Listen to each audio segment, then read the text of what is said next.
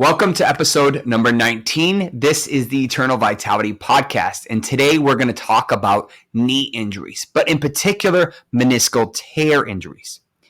Now, if you haven't been here before, I am a sports medicine physician, and I discuss all different types of things, whether it's knee injuries, whether it's PRP and stem cell injections, whether it is anti-aging and different things that can optimize our health. We've talked about different toxins, different types of supplements that you can use. So if you haven't seen any of the other episodes, I recommend you going back and checking them out.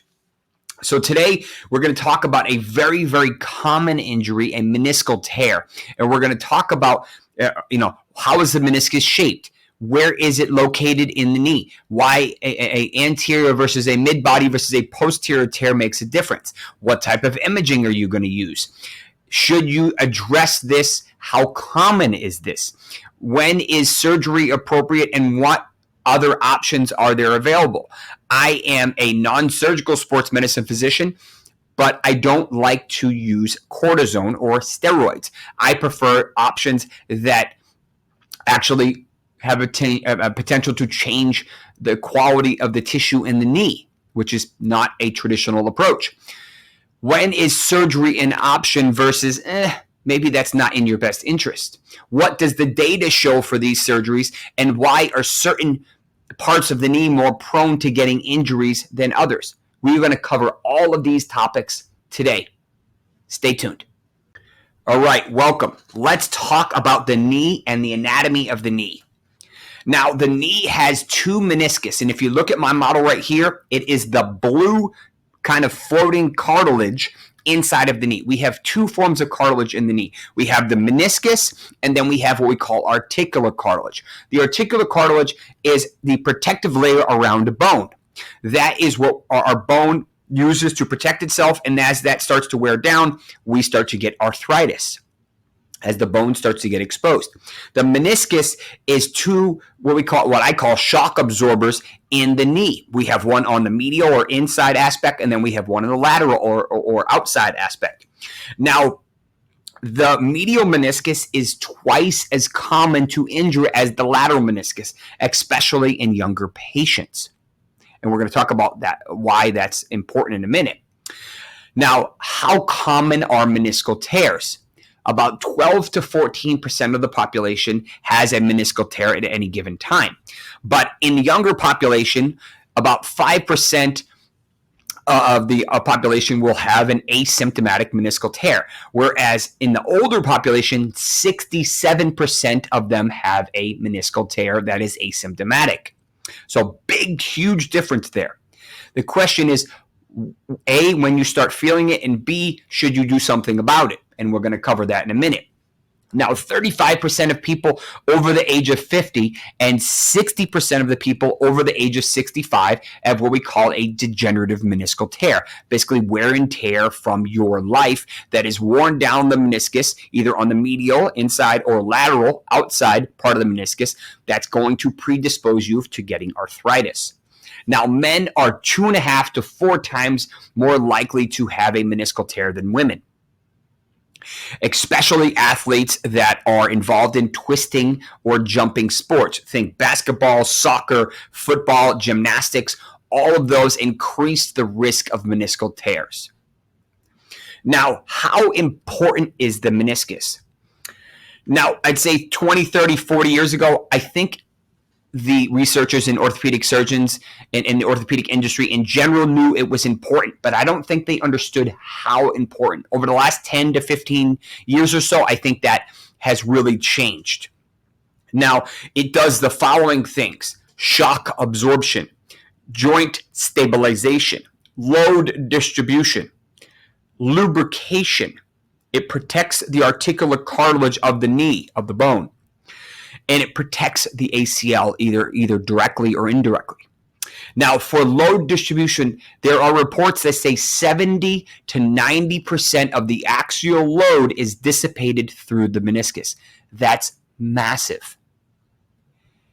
Now, when you tear a meniscus, what are you going to feel? Locking, popping, acute swelling, Some people describe it as catching, and it oftentimes depends on the location of that meniscal tear. Is it towards the front of the knee? Is it in the middle of the knee? Or is it in the back of the knee? And then furthermore, is it on the inside of the knee, closer to the other knee, or is it on the outside of the knee? The location of the tear, both front to back as well as side to side, make a big difference. And then there's different types of tears, and I'll cover that in a minute because that is very important. The symptoms can be annoying. They can be very mild. I've had one for years in my right knee. It doesn't bother me, ever. At one point in time, it did. Some people aren't that lucky, and now a lot of that has to do with the way it was designed. So they each kind of look like a C, and they basically what I call sit in the front and really anchor in the back. Well, they do anchor in the front, but it's much more important to anchor in the back. Now, why is that important? Because if you look at how we load, look at the video if you're watching on YouTube, see how much load there is in that posterior horn. There is so much more load on that posterior horn of that meniscus than in the anterior. We don't walk on our tippy toes where all of the stress is going on the front of the meniscus. We walk traditionally on the posterior part of the meniscus. And as a result, that puts a lot more stress on the back part of the meniscus, kind of near the calf. The other part that's important is think of it this way. Most people think they walk flat like this. No. Most people actually walk like this, where they have a lot more stress on the medial or inside part of the knee. If you want to see how you walk, look at a pair of shoes that on the bottom of the shoes, usually in the back towards the heel, and see how the wear pattern is for those shoes. Don't get new shoes because they won't have that pattern yet. Get something that's 6 months old or something like that. You'll start to see how much more wear pattern you have on one side versus the other. That will give you an idea of how your wear pattern is in your knee, at least from my experience. And the other thing to note is that if you're lucky and you don't have any wear, you are of the few that happens to have this. I think that my guesstimation is probably 75% is medial, about 10 to 15% is lateral, and then the rest is kind of perfectly square, which again is pretty rare, 1 out of every 10 people. Now, if you were to say what are the different types of tears? Now, I'm going to have some of these popped up so you can get a visual. The radial tear is the most common in the posterior medial or inside back part of the knee. The vertical longitudinal, we call it, is the most common tear when someone tears their ACL. And that's about 30% of the time you will also tear your meniscus. That is a very common combo. You can have what we call an oblique tear. You can have what we call a complex tear, which basically means that there's a little piece that is kind of hanging out. Now, sometimes what can happen is that piece of meniscus not only tears off, but actually breaks off. And now I like to describe it as a rock in your shoe. It's not supposed to be loose, and it can get caught. It can cause locking, can cause catching because it's not supposed to be there. We also can have what we call degenerative tears, and this almost all of us are going to have this. This is just wear and tear, like you driving, 20,000 miles on your car, on your tires, and still expecting them to be brand new. Not going to happen. The tires wearing down is akin to the meniscus wearing down in our knee, especially depending on how our gait is and how much pressure we're putting on one side versus the other. And finally, we have something called a bucket handle tear. A bucket handle tear literally means that you pull the meniscus almost in half, and it's basically flapping. I've seen a couple of these, but they're so rare and so severe that usually they don't make it into the office. The person's knee is locked. They almost have to unlock it if they're lucky. And most of the time, they're so much in pain. They have so much swelling. They usually have a meniscal, ACL tear or something other with it that they almost automatically go into the operating room immediately because their knee is useless. They can't function. They can't put weight on it. They can't really do anything. When you see that, when they're like, I can't unlock my knee, something's wrong. Either there's a bucket handle tear, either there's a bad ACL tear, maybe there's a fracture in there, something that's preventing the normal function of that knee moving. Now, it's important to understand the blood flow to the knee and to the meniscus. Now, there's two what we call zones in the meniscus. There is the red zone, which is the zone closest to the periphery, closest to the skin, but it's very small, and this is the area that actually heals, which is why traditionally the meniscus doesn't heal well, because this is a very small area of healing. This has good blood supply. The majority of the meniscus is what we call the white zone. Think white not having good blood supply, red having good blood supply. Now, the meniscus on the inner side is almost all white zone, and that's why if you have a tear over there, it just doesn't heal because the body's not sending a signal via blood vessels say, hey, there's an injury there, go to work. So most of the time, the wear and tear injuries, the big injuries are in the white zone because they don't get good blood supply and they never really heal. So let's talk about location of the meniscal tear, because that's very important. If you don't understand where the meniscus is torn, you're going to think these are all equal, and they are very not. Anterior tears, meaning towards the kneecap, towards the front of your knee, underneath the kneecap, whether it's medial on the inside or lateral on the outside, traditionally do quite well. There is an attachment to the bone underneath, but in general, these do pretty good. These have a good blood supply. These don't get as much pressure as we talked about earlier based on the way we walk. Now, you can have what we call a midbody tear, which basically means in the middle of the meniscus or in the middle of the C. Now, when that happens, these can extend. So you can have a midbody that's extending anteriorly, or you can have a midbody that's extending posteriorly. And then you can have ones that are kind of in the middle of the meniscus. You can have ones that kind of cut it in half, or almost ones that are diagonal or oblique.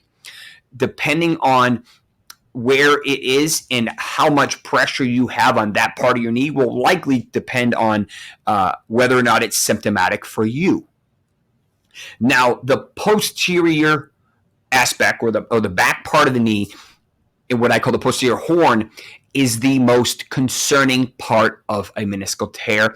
And usually the ones, if they're going to present and it's stubborn, I can't get it to go away, it's driving me crazy, it's painful, I feel like there's a lightning bolt going down to my foot, certain movements, getting in and out of my car, that twisting motion, I get this zinger. That is classically a larger tear or a posterior root tear that just you can't stabilize the knee.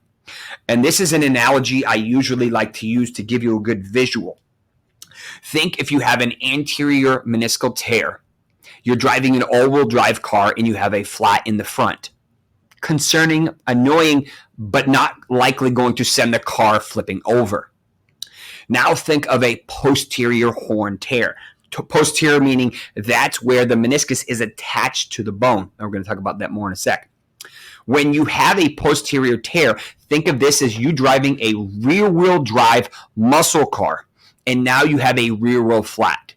You are not keeping that car on the road to save your life, because all of the power is trying to go through a tire that is blown or torn. You're going to sway, you're going to swig. It's not going to happen. That's what happens with a posterior horn. Because when that tear is there and that meniscus can't hold on and is torn, you're putting all the pressure on the tear and still expecting it to work. Not going to happen. So understand that there are 4 meniscal roots. One in the front medial, one in the front lateral, one in the posterior medial, and one in the posterior lateral, basically attaching to the tibia, the lower, basically the shin bone. Now, the posterior horns bear most of the load in deep flexion. Think of squatting, think of grabbing something low from a shelf, think of doing anything that where you have to put weight on your knee and go upwards or go downwards. Now, this has a higher incidence in Asian countries because of their lifestyle, the way they like to sit, the way that they squat, and you also see a higher incidence particularly with posterior horn tears with females with higher BMI, obesity, being overweight, and having lower activity level as well as a specific type of alignment called varus. Now, it's important to understand the ratio of weight in the abdomen versus stress on the knee. The ratio is about 4-to-1. So every 1 pound on the abdomen that's more than you should have is 4 pounds on the knee. So say, hey, I'm only 25 pounds overweight. That's not a big deal compared to some of the other people if you're living in America. But that's 25 pounds times 4. That's 100 pounds of extra stress on that meniscus, on that knee cartilage. Now, if you were to squat, there's a 700% increase in normal pressure on that knee. Now add that additional 25 pounds of weight and you're really starting to multiply. I've seen patients who needed knee surgery because they had bad arthritis, they had bad meniscal tears. They lost a bunch of weight, 20 pounds, 30 pounds, 100 pounds, whatever it was. They presented again and say, I don't have any more pain. It's not because their knee isn't damaged anymore. It's because the amount of stress that the body is sensing on the knee is significantly less. Being overweight is counterproductive for so many different things. The knee is just one easy example. Lose the weight, lose the stress, lose the pain on that knee, and likely don't get as much cartilage injury, don't get as much meniscal injury, and you will avoid surgeries and injections and things that you may have not avoided if you didn't lose the weight. And you will have better results if you lose the weight. A lot of surgeons will not do knee replacement surgeries on overweight patients because their outcomes are much worse. Lose the weight. Not only are you going to do better with the surgery, or you might be able to avoid the surgery altogether. Okay, so root tears, if left untreated, result in what we call loss of loop tension. This leads to changing of the tibiofemoral contact forces. So you're changing the alignment or the stress or the forces of how the knee usually functions for you. And that leads to accelerated cartilage damage, aka arthritis. Okay, so the most common form of a meniscal tear is a posterior medial inside back part of the meniscus. Why? Because that is the least mobile of any of the meniscal roots. So this is traditionally where I see them. You grab the inside back part of your knee. That's likely where you're going to feel your meniscal tear root. And if it's torn, you're going to feel this. You may feel it. Oh, that's tender. Or when you step back, or when you go upstairs or downstairs, or when you try to get in and out of a car, you're going to have a lot of pain and tenderness here. This is a posterior medial meniscal root tear, and these are particularly frustrating. Let's talk about the different treatment options. As I mentioned in the intro, I am not traditional. I don't do anything traditional in my practice. My practice is in Miami, but we have 4 locations. And in general, my goal of a visit with me is to give you more information than you came in with. Whether or not you decide to do what I have to offer is up to you.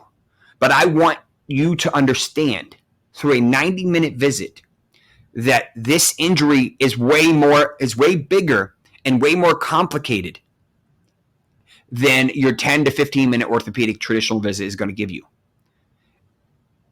Traditional options for a meniscal tear. Here is the traditional route that they will give you. Physical therapy, cortisone injection. If you're elderly, maybe a we call it gel injection. And then oftentimes they will say one of 2 options for surgery. Either a trimming, or we call meniscectomy, or if it's bad enough, they will do a meniscal repair. Or if the articular cartilage, arthritis, is bad enough, along with that, they may say, hey, let's just replace the joint altogether. But one thing that they did not mention, they don't traditionally mention, because of the traditional American health insurance model, is what we call regenerative medicine, and that's my personal specialty. What is this? Using your body or a donor's body to optimize the healing through injections.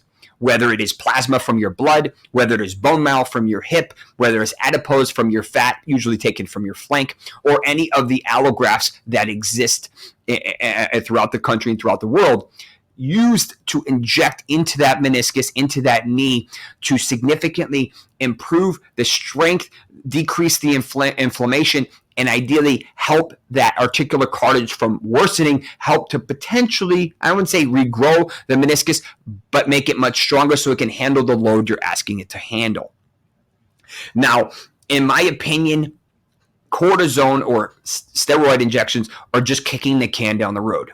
They're basically telling your brain, hey, you don't have any more pain, continue to push it. Are they making that meniscus stronger? No. Are they telling you that you don't have an injury while allowing you to function, but turning off that pain receptor that is a reminder that you have an injury? You're not going to do something if you're in pain. But if you have the cortisone shot, you might do it. But what's happening? You're pushing through a mild injury, potentially, and making it moderate because you don't have that reminder. Don't do that. That hurts. So instead, what happens when that cortisone wears off? That meniscal tear starts throbbing again. But now you have a moderate meniscal tear. Maybe it's more complex. Maybe it's more degenerated. Maybe now you also injured the cartilage worse. So what happens? You opt for another cortisone injection. Or you say, now I need a surgery. And you just delayed properly treating this injury because they didn't want to talk about some of the other options. Understand everything that is available, then make your decision. Okay? So let's talk about surgery. Now, surgery for meniscus is classic. They used to do it all the time. Excuse me. Now it's not as popular as it used to be, and I'm going to tell you why. So classically, when we see meniscal tears in pro athletes, like, oh, they get their knee scoped, they come back in 2 to 3 weeks. Yes, but unfortunately, you don't see that athlete 10 years later. You don't understand what's going on in their knee. I have several personal patients that are professional athletes or former professional athletes that are in their early 30s and contemplating a knee replacement. This went from a super explosive, very healthy male, usually, in their 20s, no questions, they can do whatever they want whenever they wanted to on a field, on a court, athletically. Now they're in their early 30s, only a couple years later, and they can barely function because the choices they chose to get them back on the field were acutely effective, but in the long run were counterproductive. I get it, but at the end of the day, the only person vouching for your health is you. You need to understand all the different possibilities, all of the different treatment options so that you can make the best decision for what is right for you. When you're no longer on that team, do you think that team cares about that knee? Are you going to care about that knee? Of course. If you can't get out of bed, if you can't even play ball in the yard with your kids, how smart was that knee that you had scoped 5 years ago? Not really. I understand that may be the only traditional option that they want to offer, but that doesn't make it right. That just makes it the avenue they want you to choose. Okay, so let's talk about meniscus and talk about trimming, or what we call meniscectomy. So as I mentioned earlier, we're doing less and less of these, we meaning orthopedics as in general, because this is not good for the knee. Sometimes they are a necessary evil, but if you have a trimming of the knee, there's a 75% decrease in the contact area following a medial meniscal trimming. This leads to a 2 times increase in the peak contact pressure, meaning you just doubled how much stress you put on that part of your knee. There is a higher load to the articular cartilage, leads to disruption of what we call the proteoglycan matrix, leading to swelling, inflammation, and eventually arthritis. You trim the meniscus, you will have faster arthritis development than if you did not trim the meniscus. Simple as that. Any surgeon who's being honest with you will agree with that statement. There is an increased hydration, which in this case is counterproductive, an increased catabolic or destructive state in the joint that causes the cartilage collagen matrix to break down, thereby accelerating the wear and tear in the joint. You are destroying that articular cartilage faster if you remove that meniscus. And as a result, you will get arthritis faster. Remove that meniscus, you're acting as if the shock absorbers are still there, but you just remove them. So what happens? You're going to destroy the joint faster, what happens? You need a knee replacement earlier. And if you're lucky, they last 10, maybe 20 years, and then you need another one. And as we live longer, how many people want to have a knee replacement for the second or third time in their late 70s or early 80s? Not me. Nope. Patients undergoing a total versus partial meniscectomy has shown significantly higher risk of developing osteoarthritis, meaning the more meniscus you remove, the more arthritis you're going to develop. Not completely rocket science, but it should be said. There is data to support that even a 20% resection of the meniscus causes a detrimental increase in forces, which leads to osteoarthritis. 20%. You don't need, I'm only removing a little bit. Oh, yeah? That 20% is enough to cause dramatic changes in the pressures of that knee, leading to early arthritis. Everything translates to arthritis. And what's the problem with arthritis? You can't reverse it. You cannot reverse it. You can just hopefully slow down its progression. Once it's gone, it's gone. And that's the tricky part about it. A 65% partial meniscectomy causes a maximum shear on the articular cartilage. I will put the link to this study at the bottom of the article and of the link for the show. Worse outcomes on the lateral or outside part of the meniscus versus the medial. And why? This is because of the shape of the knee there, the shape of the cartilage, and how when you remove it, it changes some of the forces. Think of it as throwing off your alignment in your car, and you're wondering why your car isn't performing like it should because you threw off all the alignment. The energy is no longer the same. Everything changes. The lateral meniscal tears do much worse than medial meniscal tears. And as you remove some of that lateral meniscus, it changes some of the energy and some of the forces, and you do worse. Thankfully, laterals aren't as common, but you have to consider what you're dealing with. If you have a lateral meniscus, especially a lateral posterior horn meniscus, I understand you want to get back to life, you want to get back to functioning earlier, but sometimes not in your best interest to remove that. So, last point for this, and then we're going to talk about what we call meniscal repairs. There's a much higher functional deterioration and decreased stability in patients undergoing lateral meniscal resections or trimmings than medial. Lateral is concerning. They both have issues. Lateral has more issues. Posterior has much more issues than midbody or anterior issues from the data. Okay, finally, let's talk about what we call meniscal repairs. You're probably thinking, well, don't trim it, just suture it.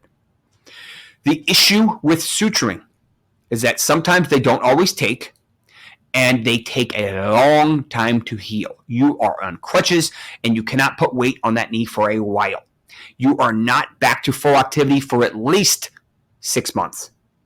And that I've seen a couple high-level athletes return at 3 to 4 months, but that is not super common.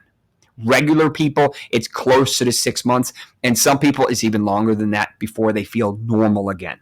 This is not a quick journey. And meniscus trimming, a couple weeks, maybe a month, depending on what's going on in there and your activity level and where the tear was. A meniscal repair is a different monster, but a meniscal repair potentially can save your knee. So I often see these in bad meniscal tears or younger patients who have a whole life of them ahead of them. Now, As I mentioned earlier, there's a red zone, there's a white zone. The red zone is closest to the skin, has a better blood supply. The data shows 63% of areas that were sewed between the red and white zone healed close to normal at 10 years. 63% is not bad in my opinion. It's not 90%, but 63% is better than a coin flip. And that's at 10 years. That's good data. Now, 68% at the white zone did well at 4 years. So a little bit higher percentage, but it's less than half of the time. Why? Because that white zone doesn't heal well and traditionally does much worse in the long run. Now, 83% of meniscal repairs were considered clinically healed with no future symptoms and no future surgery required. That's good. 83%. But unfortunately, not everyone is a candidate for a meniscal repair or wants that much downtime. Final thought for this.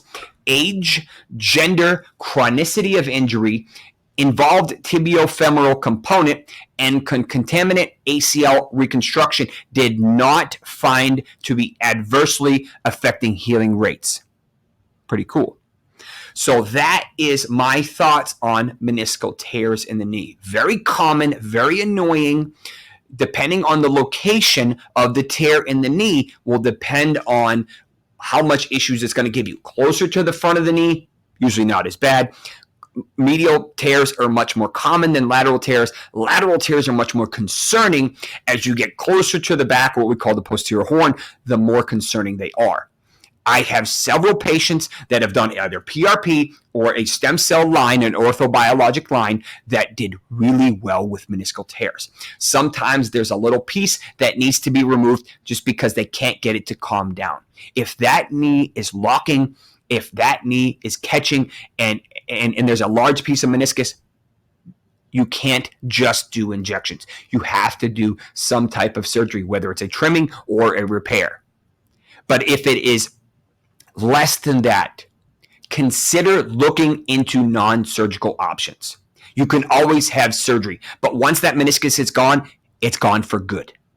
And to my knowledge, there has not been a good meniscal replacement yet. I'm sure they're close. I'm sure they've tried a bunch of different options, but to my understanding, they haven't had one that does a good job yet. This is a complicated part of the knee, and unfortunately, we're going to try to keep ours as long as we can, as good as we can, because without it, we would all have arthritis in our 20s. I am Dr. Jesse Morse. I hope you liked this episode. Do me a favor, share this with your friends. Give me a 5-star review, and maybe give me a couple pointers and tips, and share your thoughts in the comments about what you think. Was this helpful for you? Would you consider these other options that maybe you didn't know about before based on the new information you just learned today? Also, give me an idea what other topics you would like me to cover. Thank you very much. We will see you next week for episode number 20. Take care.